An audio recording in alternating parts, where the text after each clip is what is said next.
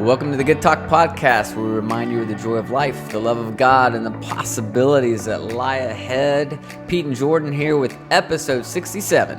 7 lessons I learned from my dad, specifically you. Although now I'm wishing that I had lessons that I've learned from my dad tied in. You can.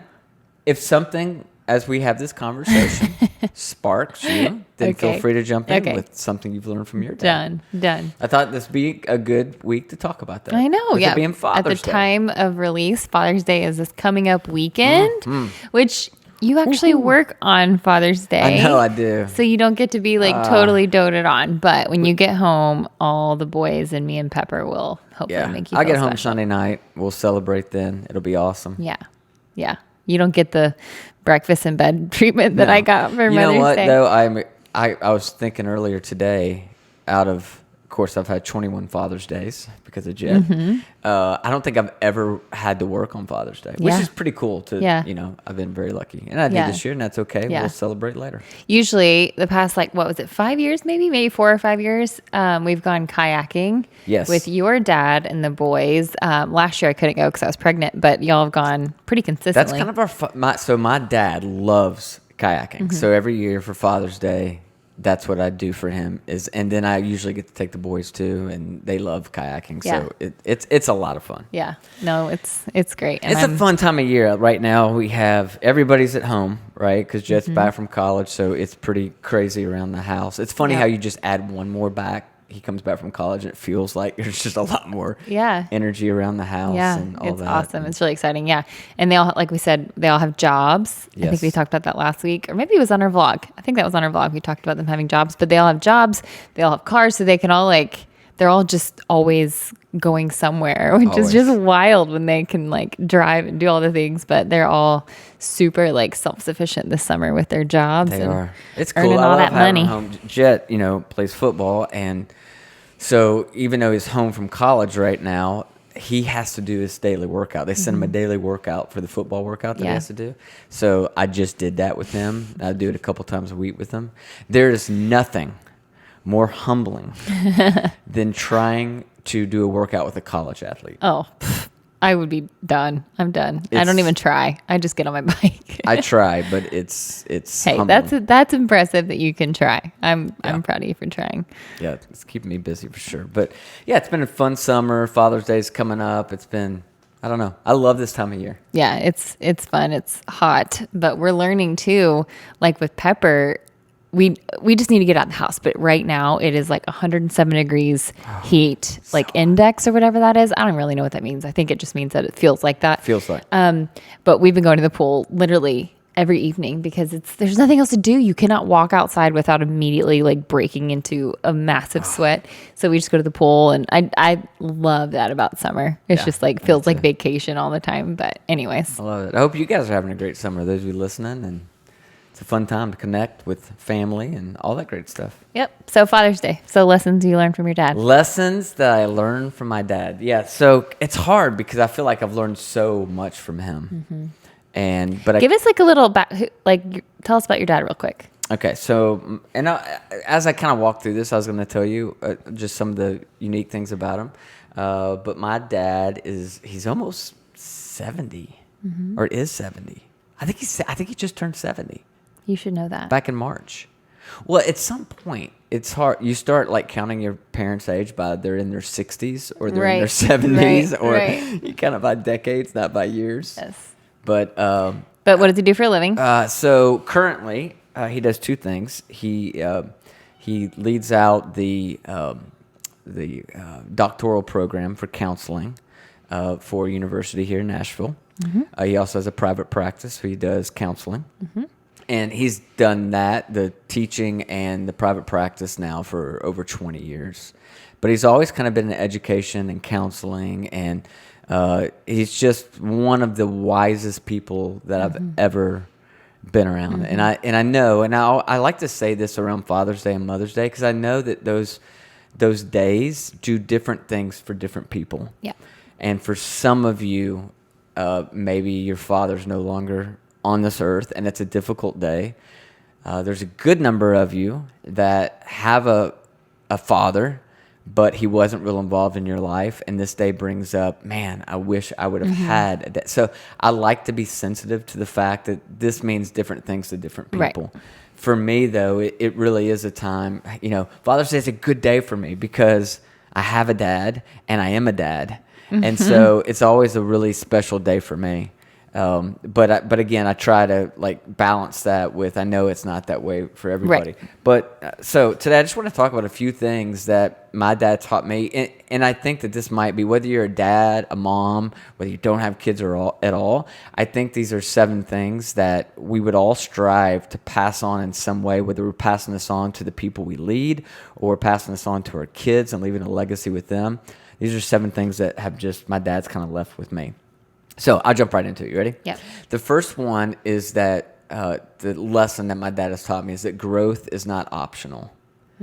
I have watched my dad over the years continue to grow. My dad's not the same person he was when he was my dad. Yep. Well, he's still my dad, but when I was when you were little, right? Yeah. And I have seen that man grow, transform. He doesn't believe the same exactly theologically that he believed 30 years ago. I've watched him grow in his relationship with God, and we grew up in a very legalistic house. We grew up in a house where you couldn't play with face cards, and you couldn't go to movies, and women didn't wear pants. I mean, I'm talking, for some of you listening to this right now, you're like, what cult were you guys a part of? But we were Free Will Baptists. So it was back then. It was very, very strict. And my dad has changed so much. He's really left legalism behind and has discovered a very, fresh relationship with God. Our cat, by the way, for those of you watching on YouTube, just jumped up into your lap out of nowhere. But we're very professional here. She wants to be a part of the podcast. But I've watched that. And for me, that's been so freeing.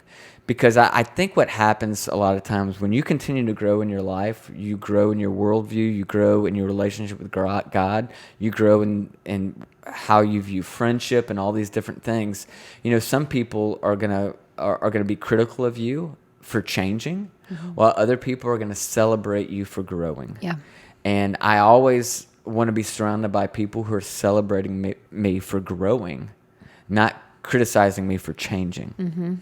And I've had a dad who's been an example of that, where he has not stayed the same over the years, and it's freed me up. Yeah. To say that's okay. That's good. Like, we're all learning and growing, and I don't believe all the same things I believed 10 years ago. Yeah, it's like you growing as a parent gives your kids permission to grow. Yes. It's like, oh, he did that, or he explored this thought, he blah blah blah. But if you don't, they feel like it's like a container that they have to live in. It's really interesting. Yeah, not only do they give you the freedom, but you also set an expectation for your kids that as you grow, as you experience things in life, you should be changing, you should be growing. And he instilled that in me, and I love that. That's a pretty cool gift. So that's the first one. The growth isn't optional. We all should be growing. Yep. All right, number 2. The second lesson was dedicate your life to meaningful work. And so my dad's dad, my grandpa Wilson, worked up until he passed away. He loved work. And my dad took his dad's work ethic and he applied that work ethic, but I think my dad took it to another level, where he said, not only do I want to work and work hard, I want to work on things that are meaningful, that bring about good in the world and help equip other people. And I've watched my dad since I remember when my dad turned 30. Wow. And I thought he was about to die. Like, I really did. I thought when you turned 30, you were so old. Right. And I've watched my dad have a handful of different jobs. He's revolutionary. He's always kind of been in education. When I was real little, he was a dean of students at a college. He moved into kind of a professor position, taught psychology. That really got his mind going. He eventually wanted to take that to the next level, and he started doing private counseling. Then he shifted back into doing private counseling and helping other counselors learn how to become better counselors. And I've watched him do that. I've watched him take his skill of teaching people how to become great counselors and travel the world. I've seen him go to places where people couldn't afford to enter into a doctorate program and teach this on the missionary field, to people in third world countries that needed to learn these skills. Cool. So my dad has always taught me, first of all, to work hard, but also to work hard at meaningful work. That's really good. You've done that. Yeah, I think so. And I have to believe that part of that desire I have to do that didn't just come on my own.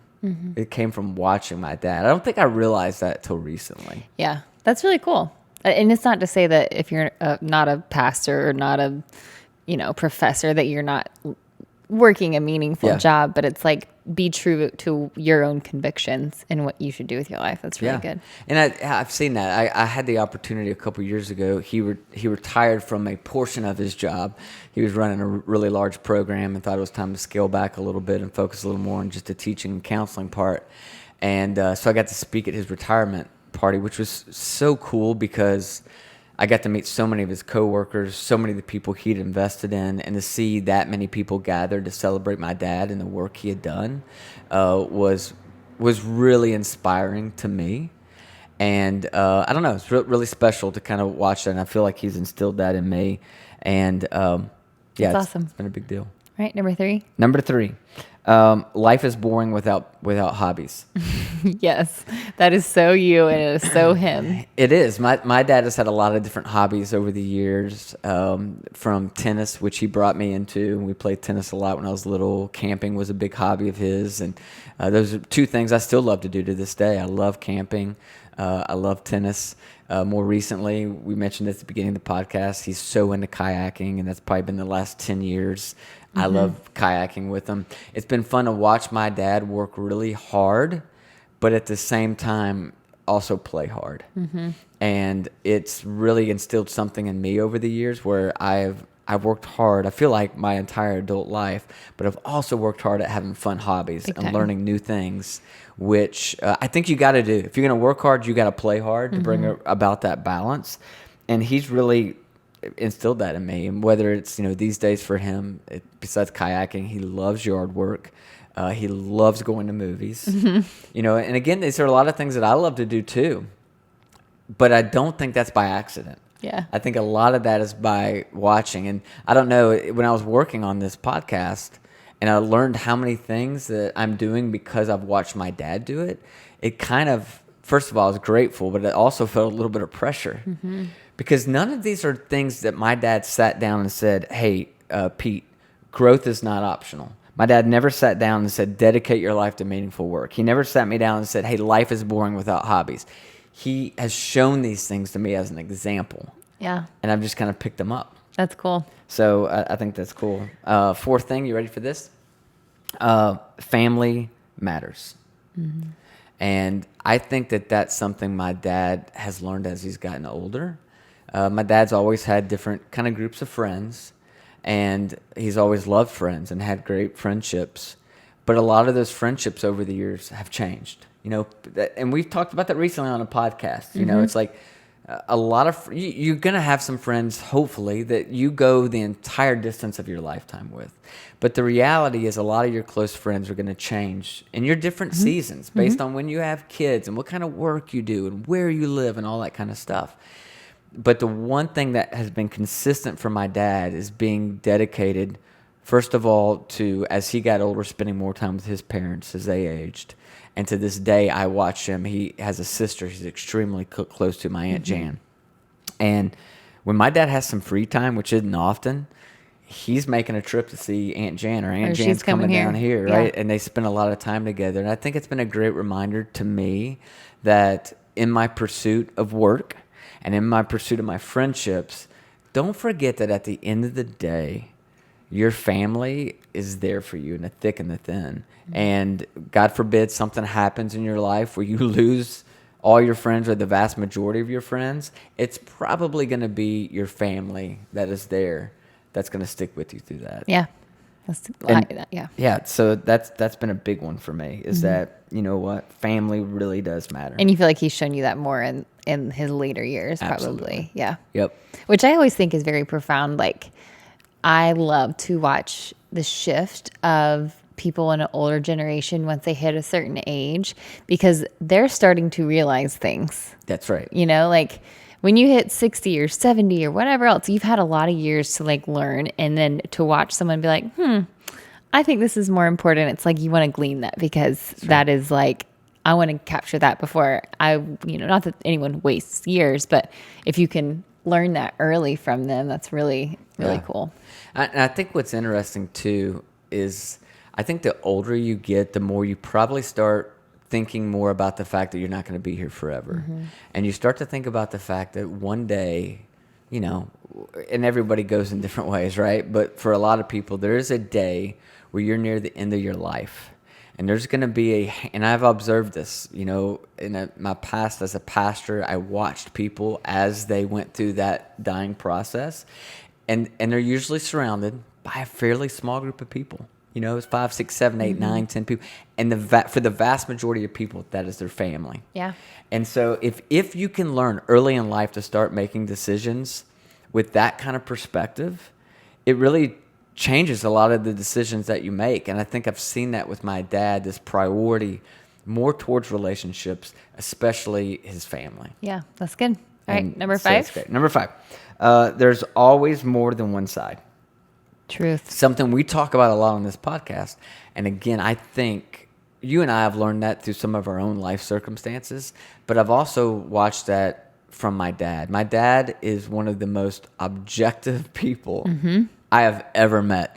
Maybe to a fault. He would admit that it damaged relationships in his past because he was so objective. Okay. So there's a limit to this. But what happens when you're objective is it helps you, you kind of come up above the situation a little bit, so you're not so immersed in it that you can't see all sides. My dad has this ability, and I think this comes from being years as a psychologist and a counselor, to know, even when he's talking to somebody, he can meet them where they're at without being so enmeshed in their issues and their problems that he can't see the reality that there's probably two sides to this. Right? And that allows him to be a better counselor because he can lead people more towards healing instead of just being that person who listens to him and is like, yep, pats him on the back and sends him off. Right. Just empowers bitterness. Yeah. And so... do you feel like that was true throughout your whole life? Which part? Like just that he kind of represented a good, healthy, like objective balance as far as like when talking you through things as a teenager, all of that. Watching my dad even as a kid, when let's say my sister and I had a fight and would go running to him, whether it was me that ran to my dad first to blame my sister for something or my sister blaming me for something, there was a real uniqueness in the way that my dad handled the situation to listen to both of us, to make both of us, whatever our issue was, feel like we had been heard.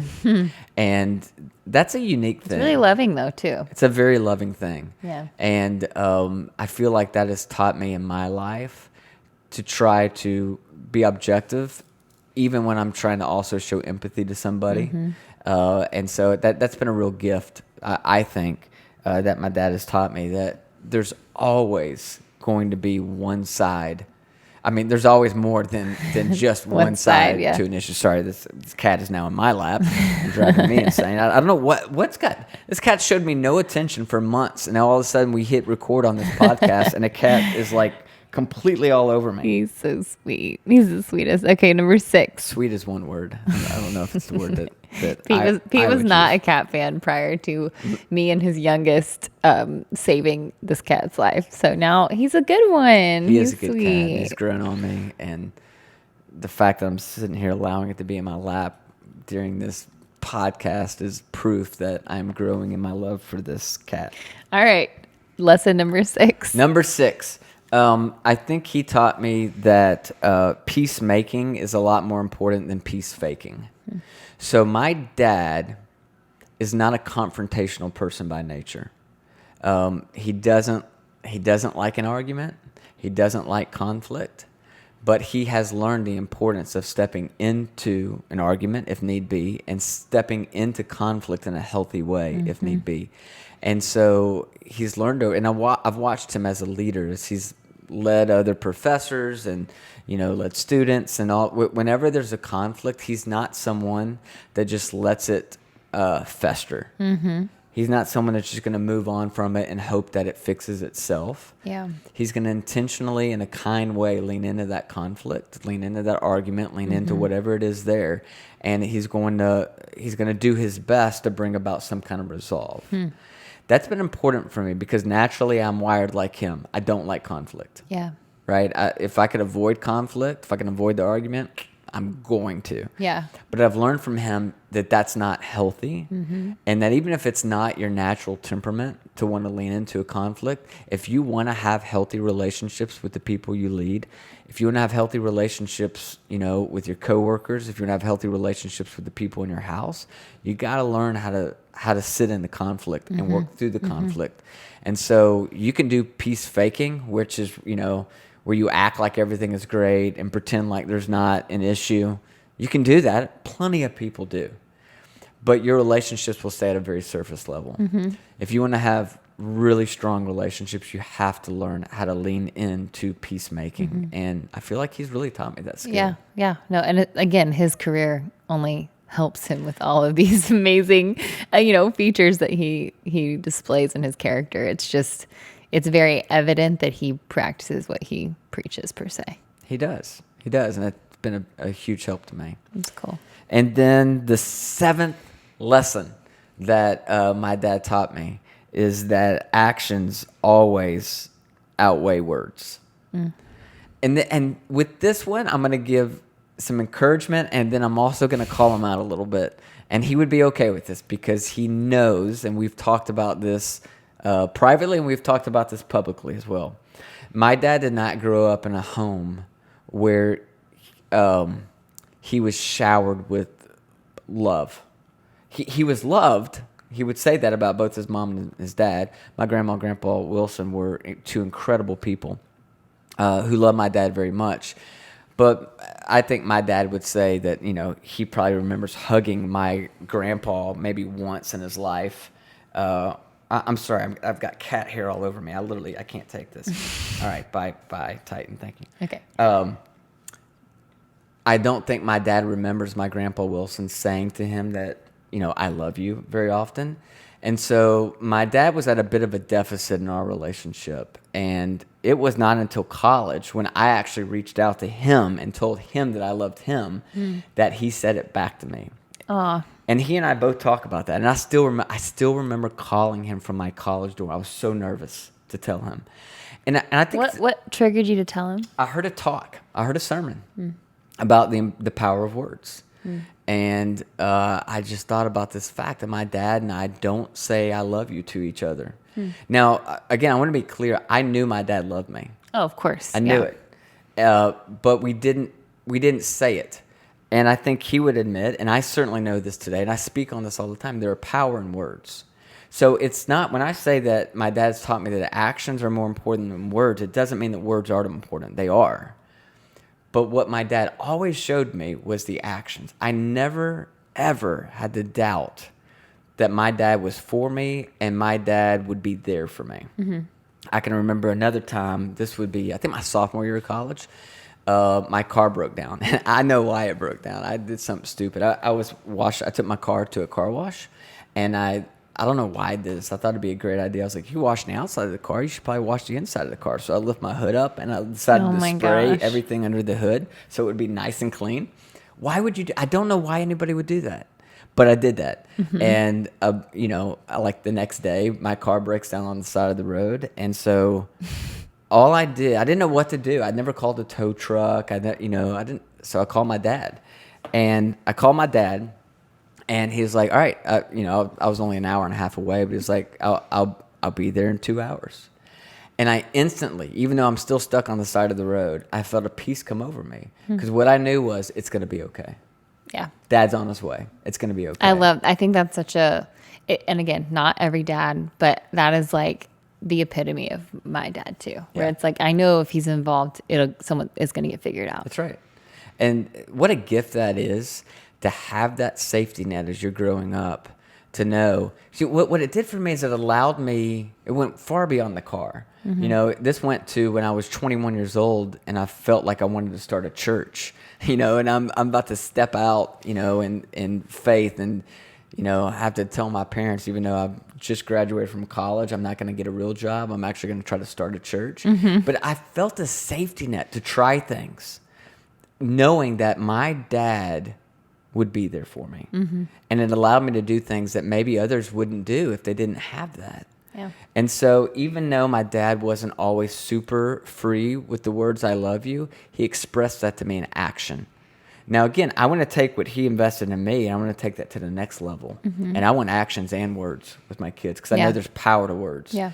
But I'll never forget, nor will I ever have to doubt my dad's love for me because of his actions throughout the years of being there and investing in me. And that's, that's 7 things that I feel like my life is better for because my dad invested in me in that way. That's really special. It is. You have a great dad. Yep. And you are a great dad. Well, thank you. So I'll say to my dad that I love you and thank you so much for investing in me in the way that you did. Yeah. I'm a better man because of you. Yeah, absolutely. He's an awesome guy. And he's one of those people that you're in his presence and you just kind of like, it feels peaceful, And I think that's such a gift of being a person that like that, who's just like, you can be around him and just feel at home already, So he's an awesome guy. Yeah. Yep. I am extremely grateful, and I look forward to celebrating him this weekend. Yeah. I feel bad I didn't include any about my dad, but I'll just have to tell him myself, I guess. Just tell him. I'll just tell him. I'm not even sure he listens to podcasts. I don't even know that he knows what a podcast is. So Your dad. I'll just have to tell him. I can speak on behalf of your dad and say he's an amazing man. And I've also learned a lot from your dad. And I've told you this and I've told your dad this, but I learned how to love you by watching your dad love you. Mm-hmm. Yep. He is, to me, the reason why I believe, as a parent of kids, especially 18 and under, kids are they live in this kind of magical land for so long. He added magic to it. And it's just little things that he did that are still so ingrained in me that I can't wait to do with Pepper. He knew my favorite candy. So when you went to the gas station, came back, you dang right he had that candy, even if I didn't ask for it. So I do that with your boys a lot. But things like that, that's just little things you think, they'll never remember me doing that. They'll never remember that, I picked him up and surprised them with, we're going to a movie today. It's little things that he did that's just a very minute part of how he parented me. But I think that makes for such a magical childhood. So I love him. But thank you for sharing your lessons. Absolutely. Those are so good. And you guys, I know we keep talking about this, but if you have not checked out our vlog, please do so. It is with the Wilsons. If you just type that into YouTube, our channel will pull up and you just click the channel. You'll see all our vlogs so far, as well as this podcast. But we're going to hopefully record a Father's Day one that'll come out in a couple weeks. So if you subscribe, you will kind of get those fed to you in your YouTube dashboard. So please do that if you're interested. And hope you guys have an awesome week and a great Father's Day. Have a great Father's Day. Now, all you dads out there, we celebrate you and we honor you and we hope you will get celebrated because you deserve it. It's not always an easy job, but and none of us are perfect at it, right? But we do celebrate you, and thanks for all the ways that you are leaning into your kids and leaving that legacy behind. Yeah, and that was another good talk.